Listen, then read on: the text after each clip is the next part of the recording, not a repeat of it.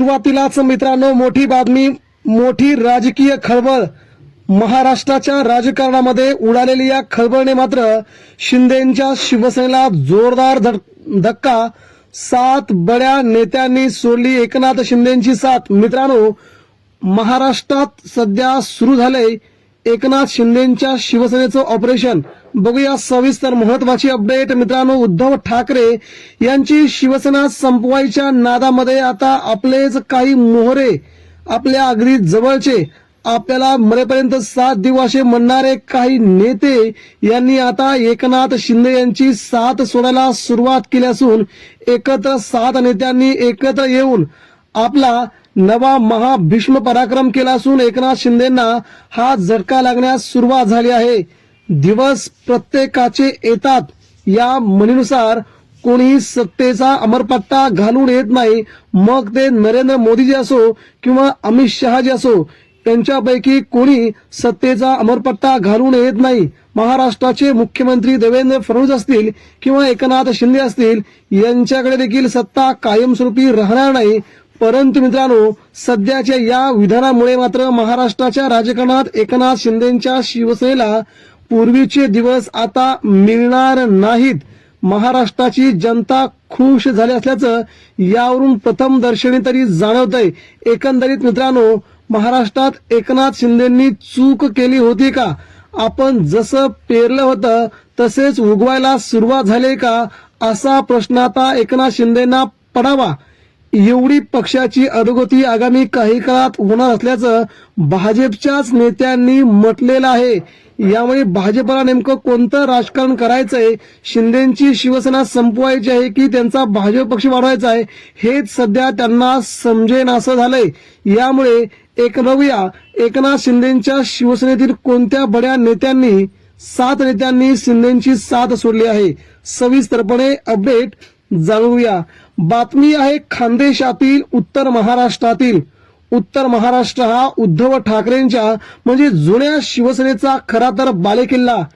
मग ते नाशिक असो, जळगाव असो, धुळे असो, नगर असो, प्रत्येक भागामध्ये ठाकरेंच्या शिवसेनेचं जुनं वर्चस्व असल्याचं आपण पाहिलं होतं. मात्र एकनाथ शिंदेंनी शिवसेनेचे बडे मोहरे गळा लावले आणि शिवसेना माझीच आहे म्हणत, नेते देखील माझे आहे म्हणत त्या नेत्यांना आपल्या पक्षात प्रवेश करून दिला.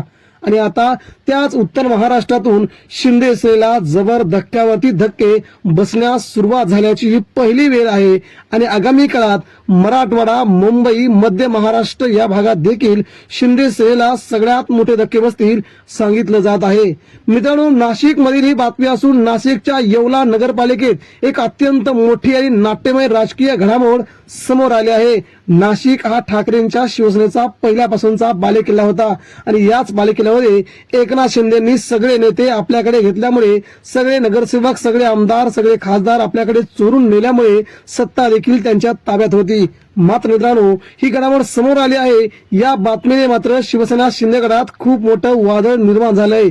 शिवसेना शिंदे गटाच्या 10 नगरसेवकांपैकी तब्बल 7 नगरसेवकांनी शिक्षक आमदार किशोर दराडे आणि शिवसेना नेते कुणाल दराडे यांच्या कार्यपद्धतीवरती तीव्र नाराजी व्यक्त करत थेट एकनाथ शिंदेंची शिवसेना सोडण्याचा निर्णय जाहीर केलाय.